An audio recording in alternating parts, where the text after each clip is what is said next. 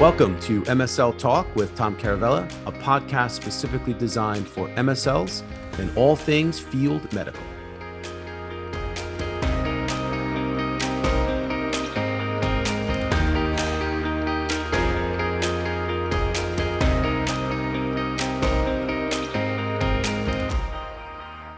Hey guys, welcome to the podcast. My guest today is Joelle Martin. She is an MSL with Medical Sciences, and we talk about how to advance your career through informational interviews, which is an awesome conversation. She was great.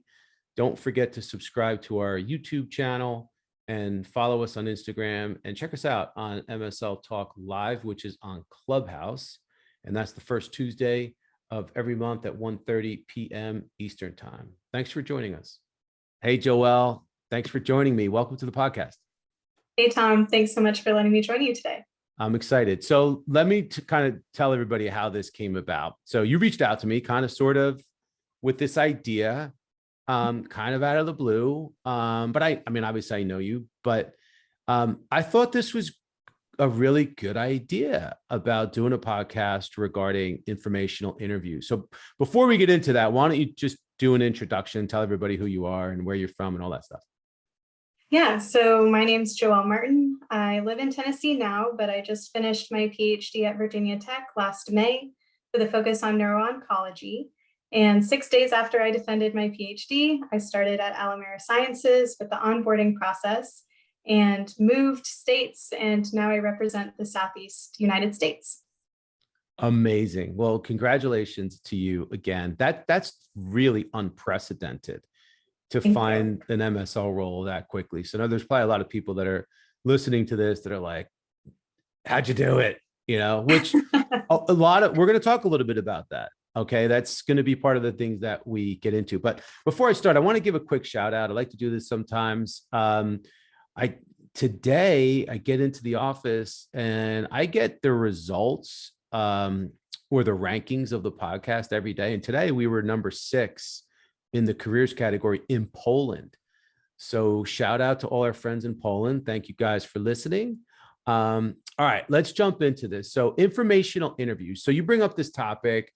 I'm like, I'm not even totally sure what she means by informational interviews. So tell us what that means and why it's important and how people can use these. Yeah. So broadly, informational interviews are just conversations you have with individuals who have the job that you want or have experiences that you want and are interested in. And you talk with them just to gain a deeper and broader understanding of their experiences and their advice for how you can break into that role yourself. And so it can kind of go in 2 different ways. Sometimes informational interviews are for if I was an MSL seeking an MSL job, you can talk to hiring managers and have an informational interview that way. But I think for this conversation, we're more focused on aspiring MSLs who want to have informational interviews with current MSLs to gain that kind of experience and knowledge about the job. Got you. Okay. That makes sense. That's what I thought it was, but just wanted to make sure that we got, clarity on that piece of it. But to your point, you're right. This could really be for any career if you're looking to up level or if you're looking to break into a new path. And it's basically a form of networking, right? I mean, asking for informational interviews is a form of networking and mentorship. Does that make sense? Absolutely. Quite a few of the people I probably did 20 or 30 informational interviews while I was in my PhD trying to prep for this transition. And several of them became mentors that I still talk with today and have helped me along that 6-year period to get to where I am. And that's part of the reason why I was able to start the MSL job so quickly, is because over the years, they gave me so many important gems about what I needed to be doing along the way while I was finishing my PhD, what kind of experiences I needed to get that would lend themselves to me being a good candidate for the MSL position. So for example, a lot of PhD programs don't really talk about industry jobs a lot. And so getting that exposure through informational interviews is critical. I got the advice, I was very preclinical research. And so I got the advice that you need to go into the clinic. So I did neurosurgery shadowing and oncology shadowing and got experience in the clinic speaking with physicians. Obviously, that's a huge component of the MSL job. That really helped me in the interview process, showing I know what the MSL job is and I've done it. And I don't think I would have thought about that if I hadn't had people tell me that and help me prepare. Heck yeah. It's like you're getting the answers to the test. Exactly. Right? Yeah. So if you reach out to the right people and Heck enough yeah. people, you'll definitely get that experience and advice that's helpful. And how many did you say? You said 20 or 30? How many did you say you did? 20 to 30. So What? That's a lot. That's a it lot. is. All right. Well, Especially in the last year of PhD, I'm doing one a month, if not more. wow. I've got to get networking. I've got to put myself out there and make these connections. So, all right, let's go back. That's awesome, by the way. Kudos. And I wonder why you landed the job the way you did. So how'd you get these informational interviews? Was it LinkedIn? How did you reach out to people? Lots of different ways. So obviously talking with mutual colleagues, and I made it very clear. I'm interested in industry, specifically the MSL role. So many people were interested in helping me. And hey, I have a friend who's in R&D, and I think they talked about MSLs one time. So I talked to that friend who then told me about their friend who was an MSL. So making multiple connections. Also through LinkedIn, it's also great to look at people who also graduated from Virginia Tech or from Washington State University or are also from Idaho. And some way that you have this connection, then people are more willing to help you. And I listen to your podcast a lot. And so oftentimes your guests will say that they're interested in mentoring and they enjoy helping aspiring MSLs. So those would be people I reached out to and picked out something specific that they said in their interview. And hey, would you mind talking with me more about that as I prepare to make the same transition? And everyone was really helpful and easy to talk to. So I want to get in, and that's awesome, by the way, but I want to get into the finer details of, like, did you have a script? How did you reach out to these folks? Like, what was your messaging like? Yeah, so it depended on if I had known them before or not, if this is just a straight cold email. But basically the line was, hi, my name's Joelle Martin. I'm a PhD candidate at Virginia Tech. I'm interested in transitioning to the MSL career after I graduate in May or whatever timeline you have. Would you mind speaking with me more about your experiences and your advice as I pursue this career trajectory? Or something like that. Or, hey, I noticed we're both from Virginia Tech and you recently broke into the MSL role. Would you mind providing me with some more insight into how you successfully made that transition? Thanks, Joelle. Like, super simple, super easy. Super brief, right? I'm sure you Yes. didn't have like this long, dragged out kind of thing. No, LinkedIn notes when you add someone is super helpful because they keep it to 200 characters or something like that. That's perfect. So short and sweet. And did you incorporate a call to action in each one of these? Was that something that you kind of forced yourself to do? Yes, I would normally say something at the end. Do you have time next week? I'm most flexible in the mornings. And then when they kind of talk back and say, yes, I'm available next week. How's Wednesday?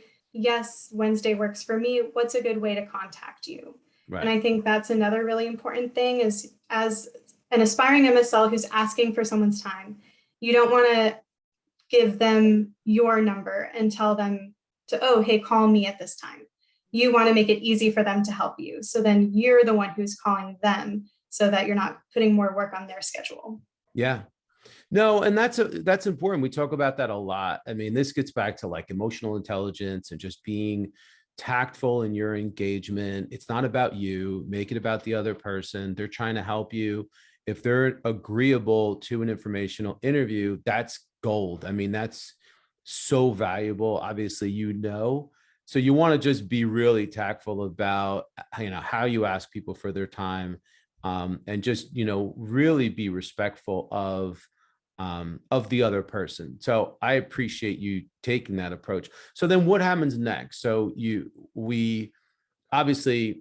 set out a goal. You reached out to these people agree to set up some time. So now how does it go? How do you prepare?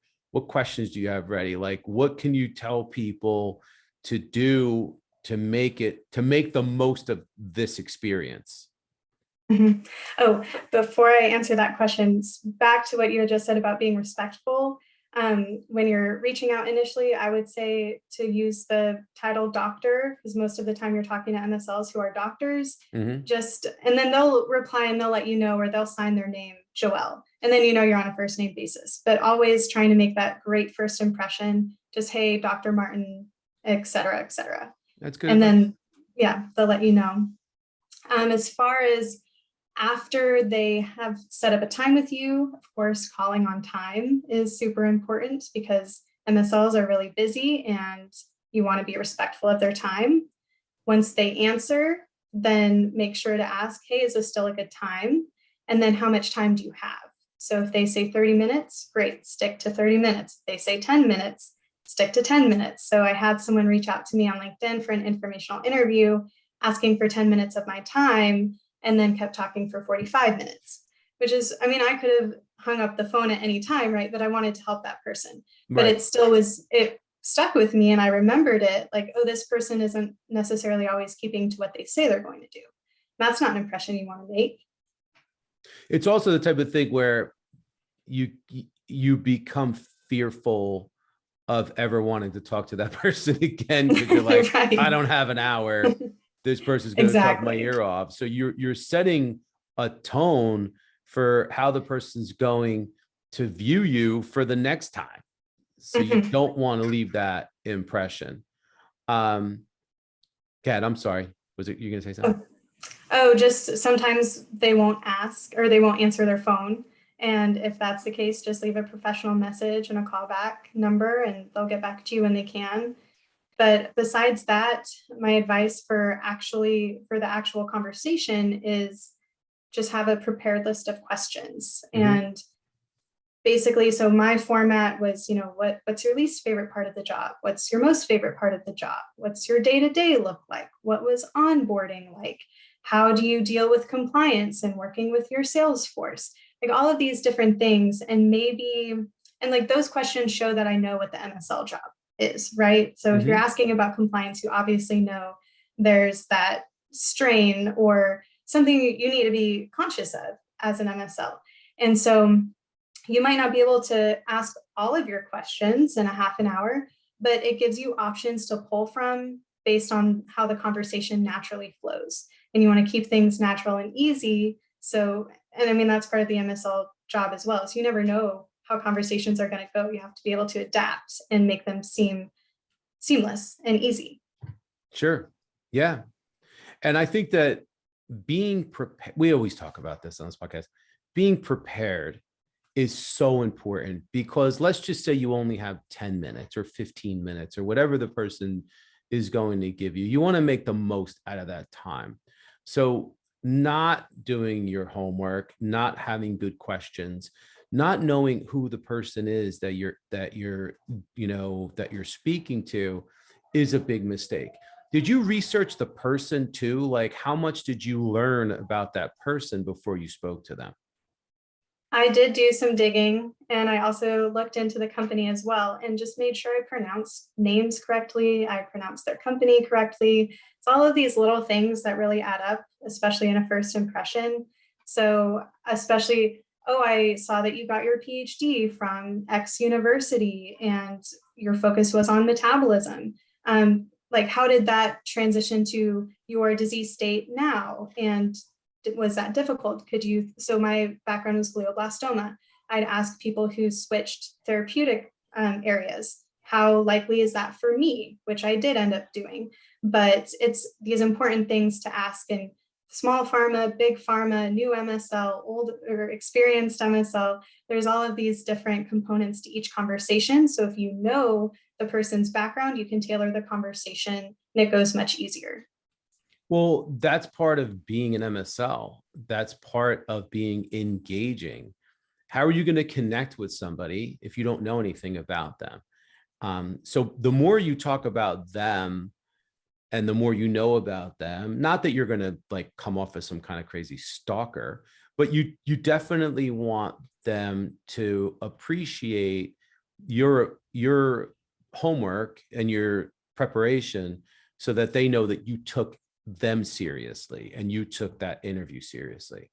What about things, what would you say pitfalls, things that people should avoid? Is there anything that you learned throughout this process of doing this that you would want to caution other people about?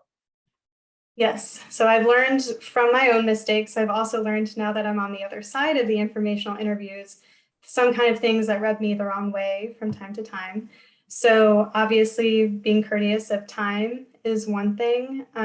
Being careful about potentially contentious questions like salary, for example. So I think if you have a relationship with someone and you talk and you have multiple informational interviews and then they take on a mentorship role, it ends up that they're helping you prep for interviews, then that's a more appropriate time to ask about salary after you've already established a relationship and there's like a clear reason. But so much goes into an MSL salary, like your disease state, your experience, what company you're working for. So it kind of seems not important to ask that at that time. Yeah. Yeah, exactly. And then another thing is kind of asking, well, could you tell me about the MSL role? No, but we're talking about the MSL role. You can Google that. The MSL Society has a whole webpage dedicated to that. So there's really no reason to be asking those really basic bottom level questions. You want to show insightful questions and make that person feel like their time is well spent. That's really good advice. I love that last part about asking them about the MSL role. I feel like that's a huge mistake. And I could tell you, I have informational interviews with folks in different, obviously different, not just the aspiring MSL, but MSLs, MSL leaders. And I feel like the most important piece of it is when it's a relevant conversation where the person is asking me specific questions that are going to help arm them for their purpose. So if you're asking really broad questions, I'll be honest with you, I've had people that I've set up time with that they clearly weren't prepared. They had terrible questions. The questions were too broad.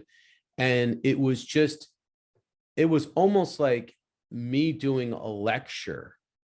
And that's what you don't want to do. You don't want to put somebody in a position where, yes, they're educating you, but you want it to be personalized. Make it personal to that conversation with that person. Otherwise, it's just going to be annoying and it's going to kind of be boring for them. I couldn't agree more. I think you really hit a lot of important parts there, just summarizing.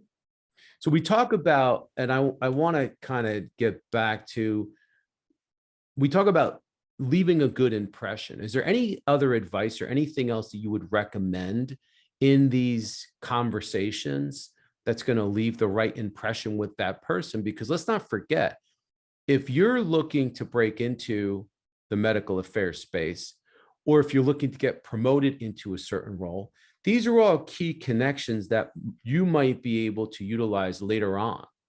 So you want to make a really good impression so that people say, wow, I had this informational interview with this Joelle Martin, and I'll never forget her because she was really, really sharp. So what are some of the things that you were doing?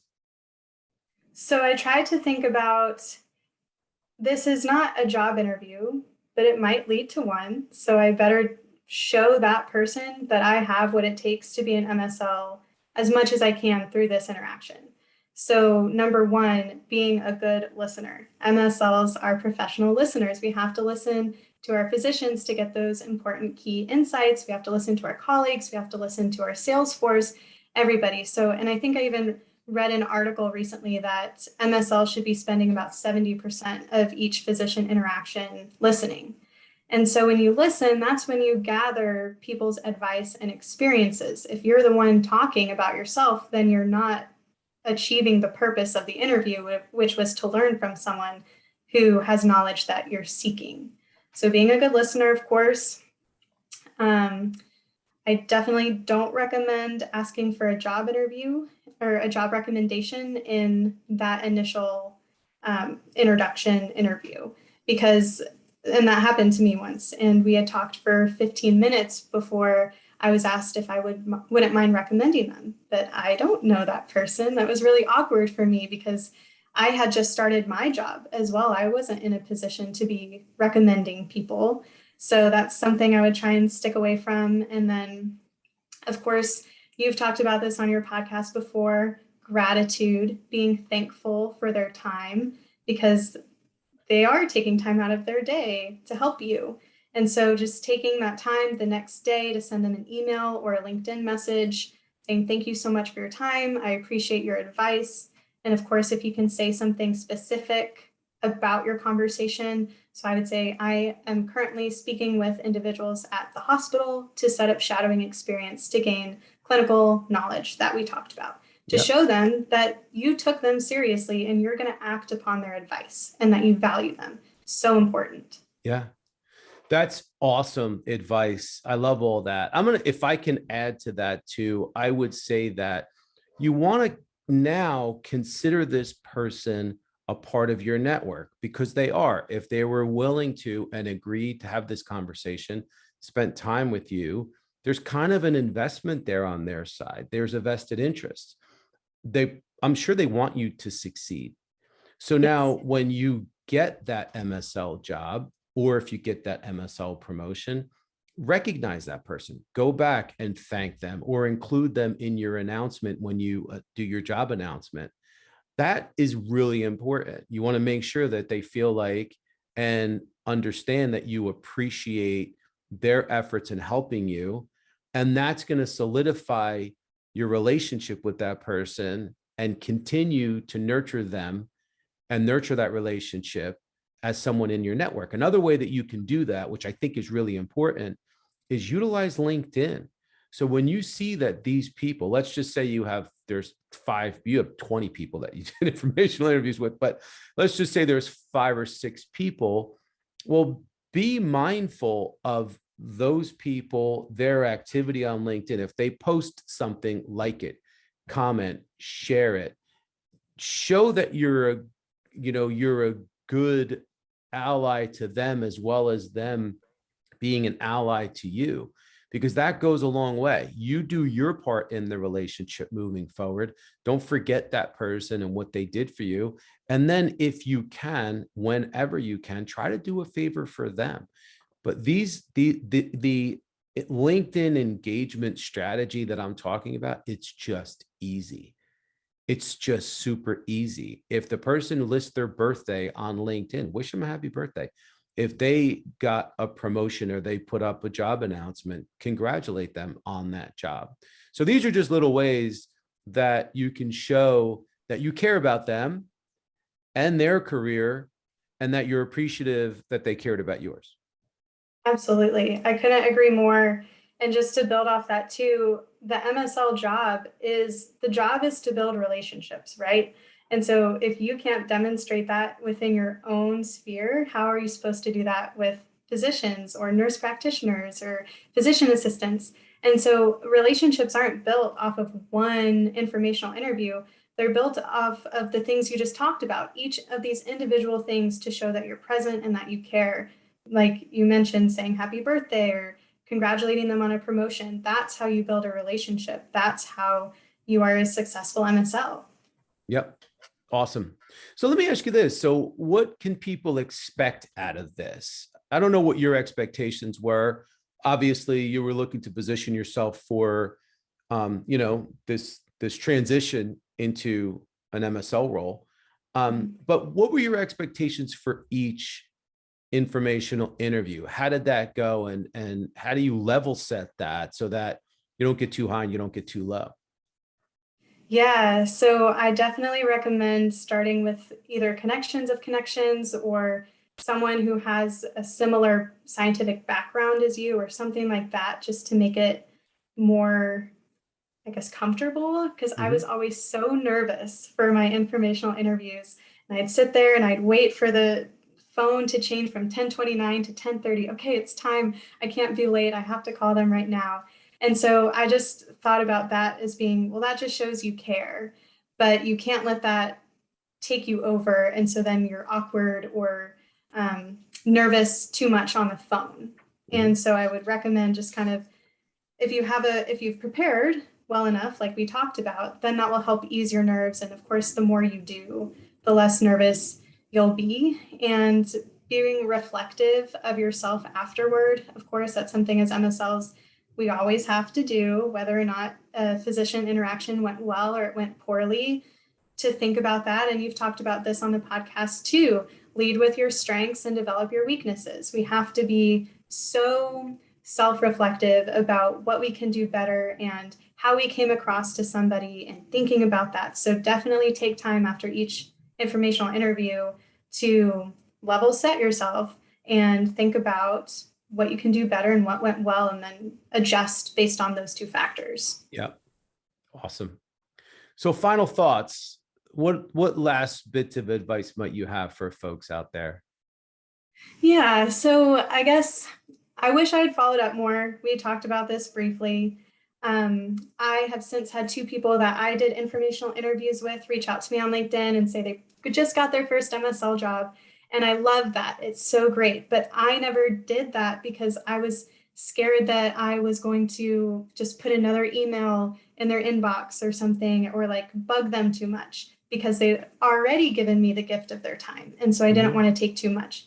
But now being on the other side of it, I realize that it's awesome to celebrate in someone else's success, even especially when you had a small part in that, right? Like you helped them and gave them some advice. So definitely following up with the people that you did informational interviews with, either whenever you get that promotion or you want to contact them again, is something important.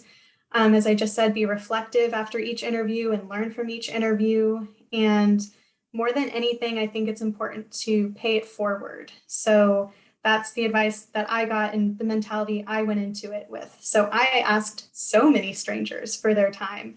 Would they please help me make this dream a reality for me? And it happened. And so now I'm so happy and willing to have informational interviews with other people because I want to pay it forward. We all were there when, it's so hard to get a job as an MSL, especially without industry experience. We all had to hustle and network and try really, really hard to break in. So if I can help somebody so that they don't have to reinvent the wheel and I can give them some advice or help them prepare for anything, I'm happy to do that. Well, I have the feeling you might be hearing from a couple of people because I'm sure there's folks out there. So I appreciate you. I think that this is really insightful and helpful information that I'm glad you brought to my attention, because I knew it was a thing, but I kind of didn't really know it was a thing. Like, this informational interview concept to me is, it's a critical piece of networking and mentoring, but I love the way you put it into this in its own little category. And you approached it in such a way where you created goals around it and you went after this, and this became a real process and a strategy for you. And this strategy really paid off. So I want to thank you for sharing that. There's so many people that I'm sure are going to be able to take advantage of this.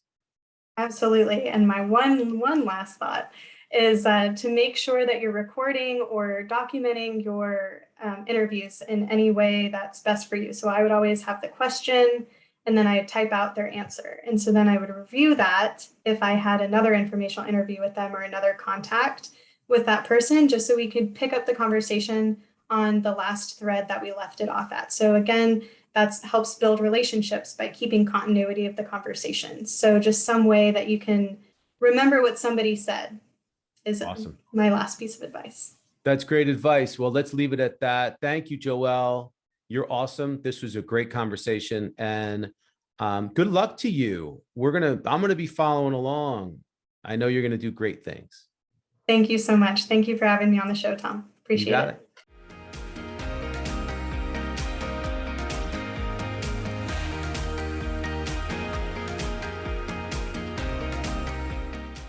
Thank you so much for listening to the show. If you've enjoyed it, please subscribe so that you don't miss episodes in the future, and feel free to leave a rating or a review or a comment. Thanks again, and I look forward to seeing you again soon.